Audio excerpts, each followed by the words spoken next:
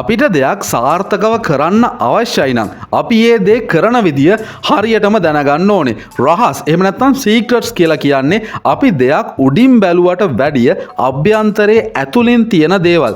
ඉංග්‍රීසි කතා කිරීම සම්බන්ධයෙන්ුත් මෙහෙම දේවල් ඔයාට අන්තර්ජාලයේ සැරිසරුවොත් හොයාගන්න පුළුවන්. ඉතින් මම ආටිකල් කිහිපයක් කියවුවට පස්සේ මට තේරුණා රහස් 5ක් තියෙනවා සුපිරියටම ඉංග්‍රීසි කතා කරන කෙනෙක් දැනගන්නම ඕනේ කියලා. ඉතින් මම තීරණය කළා මේ වීඩියෝ ඒ රහස් 5 ඔයාලත් එක්ක ෂෙයා කරගන්න. ඔයාලත් එක්ක මේක ෂෙයා කරගන්න කලින් මම මේ රහස් 5 ඇප්ලයි කරලා බැලුවා. ඇත්තටම මේකෙන් අපිට දෙයක් කරගන්න පුළුවන්ද? මේව ඇත්තද කියලා. ඒවා හරියටම හරි. ඒව ඔයා අනුගමනය කළොත් එහෙම මේ රහස් 5 ඔයා හරියටම අනුගමනය කළොත් ඔයාට බොහොම කෙටි කාලයකින් ඉතාමත් හොඳට ඉංග්‍රීසි කතා කරන්න පුළුවන්. හැබැයි ඒක එහෙම වෙන්නේ ඔයා මේ රහස් 5ම අහලා හරියටම අවබෝධ කරගත්තොත්. අපි වැඩි කතා බහ නැතුව වීඩියෝ එකට ගිහලා සාකච්ඡා කරමු මොනවද රහස් 5 සහ ඒවා පාවිච්චි කරන්නේ කොහොමද කියලා. එහෙනම් අපි යමු වීඩියෝ එකට ලයික් එකක් දාලා වීඩියෝ එක බලන්න පටන් ගන්න.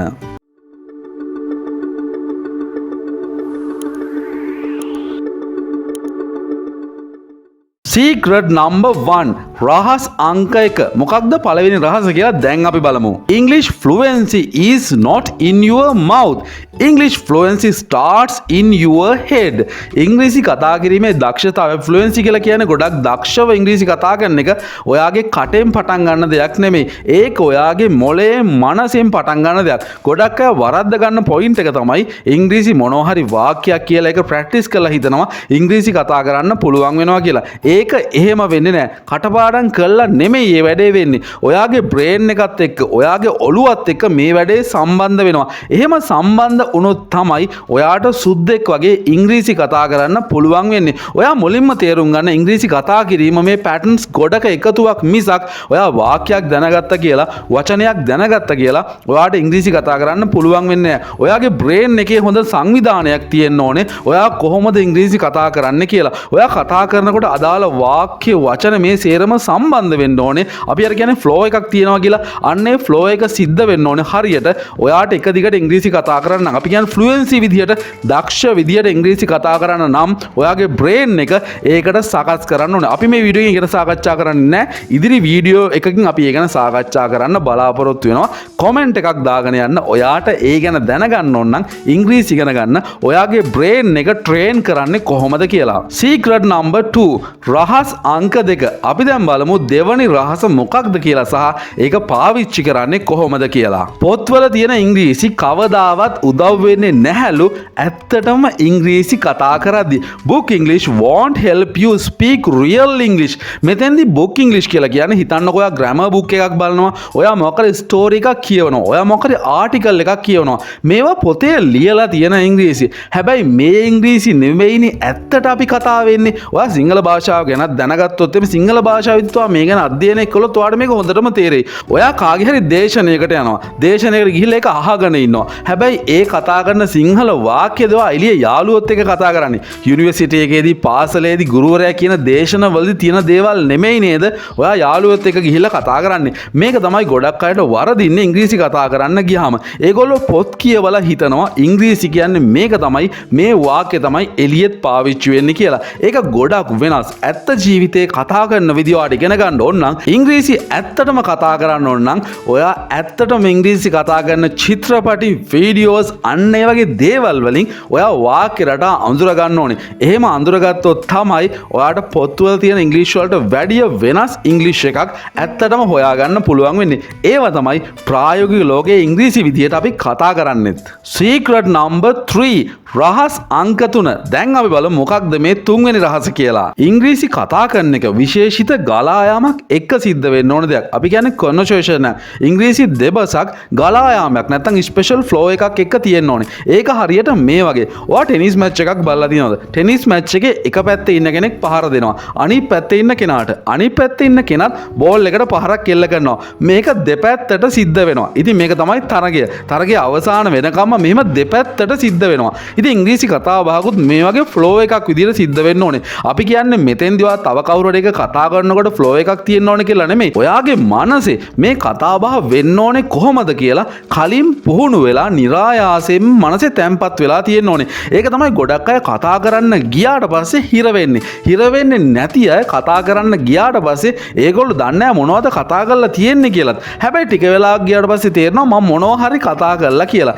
ඒගොල්ලෝ අවශ්‍ය දේ નિરાයාසයෙන්ම කියලා තියෙනවා. මේකට හේතුව තමයි අර ෆ්ලෝ එක ගැන හොඳ අවධානයක් අවබෝධයක් ඒගොල්ලෝ තියාගෙන ඉන්නවා මේ කතා බහ අවසන් වෙනකන්. ඔයාට මේ දේවල් පුහුණු වෙන්න අවශ්‍යයි නම් ඔයාගේ බ්‍රේන් එක අර ෆ්ලෝ එකට පුහුණු කරන්නම සිද්ධ වෙනවා. ඒක උදාහරණයකට මේ වගේ. ඔයා උදෑසන කවුරු හරි නැත්නම් උදේ පාන්දර ඔෆිස් එකේ කවුරු හරි දැක්ක ගමන් ඔයා මොකද්ද කියන්නේ? good morning කියනවා. ඒ වගේම ඔයා කවුරු හරි හඳුන්වා දෙන්න ගියොත් එහෙම my name is I'm කියලා වගේ නම කියනවා. මේ ෆ්ලෝ එක ඔයාට හුරු වෙලා තියෙන්නේ. හැබැයි ටිකක් අමාරු වාක්‍ය වල ඔයා නොදන්න සිටුේෂන් වල ඔයාට මේ ෆ්ලෝ එක හුරු වෙලා නැහැනේ.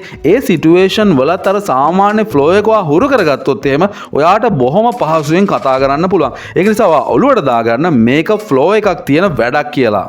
Secret number 4 රහස් අංක 4. අපි දැන් බලමු මොකක්ද 4 වෙනි රහස කියලා. confidence එක තියෙන්න ඕනේ ඔයා හොඳට ඉංග්‍රීසි ඉගෙන ගන්න කලින්.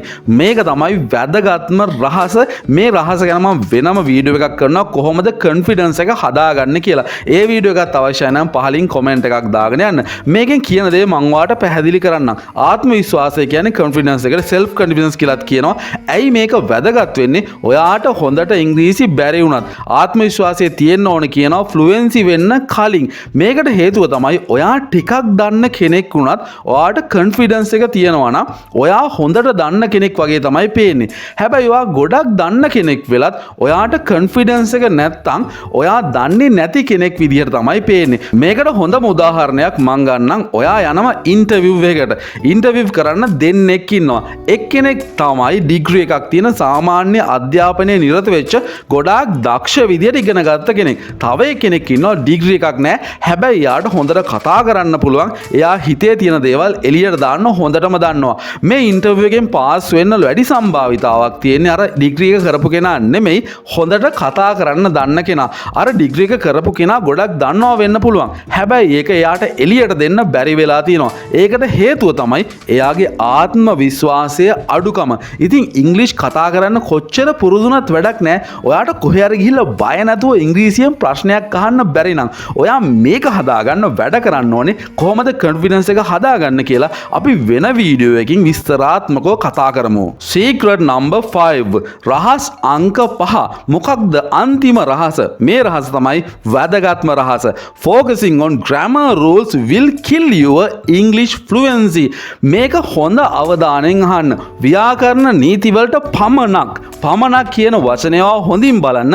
මම කොහෙවත් කියන්නේ නෑ ව්‍යාකරණය නැත්නම් ග්‍රැමර් ඉගෙන ගන්න එපා කියලා. ග්‍රැමර් තමයි ඉංග්‍රීසි ඉගෙන ගන්න කෙනෙක් මූලිකව ඉගෙන ගන්න ඕනේ. ඉංග්‍රීසි දන්නේම නැති කෙනෙක් වුණත් ඉංග්‍රීසි වලට පිවිසෙන්න තියෙන ලේසිම ක්‍රමය තමයි ග්‍රැමර් ඉගෙන ගන්න එක. මෙතෙන්දි කියන්නේ ෆ්ලුවෙන්සි වෙන්න හොඳටම ඉංග්‍රීසි කතා කරන්න ඕනවට වැඩිය ග්‍රැමර් රූල්ස් වලට අවධානය දෙන එක ඊටාම භයානකයි කියන එක. අපි සරල උදාහරණයක් කියන්නම්. මේ උදාහරණය මම නිතරම ගන්නවා. ඔයා සූදානම්ද කියලා අපි ඉංග්‍රීසි වලින් අහන්නේ are you ready කියලා. හැබැයි native අය මේක මේ විදිහට අහනවා you ready කියලා. you ready කියන එක grammar වලට ගැලපෙන්නේ නැති වුණාට ලෝකෙම ඉංග්‍රීසි කතා කරන අය කෙටියෙන් ඔයා සූදානම්ද කියලා අහන්නේ you ready කියලා. ඒක නිසා ඔයා grammar වලට ඕනවට වඩා අවධානය දීලා grammar rules අස්සේ හිර වෙන්නේ නැතුව ඒක ඉගෙන ගන්න විතරක් මූලික දේ ඉගෙන ගන්න විතරක් පාවිච්චි කරලා ඉංග්‍රීසි ප්‍රායෝගිකව කොහෙද පාවිච්චි වෙන්නේ කියන සම්බන්ධයෙන් හොඳ පුහුණුවක් ලබා ගන්න ඕනේ.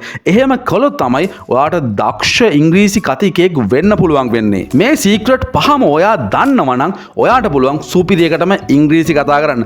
අද වීඩියෝ එකෙන් සාකච්ඡා කරපු මේ රූල්ස් පහ එහෙම නැත්නම් මේ සීක්‍රට් පහ ගැන මම වෙනම වීඩියෝස් පහක් කරන්න බලාපොරොත්තු වෙනවා මෙතනින් ඉදිරියට.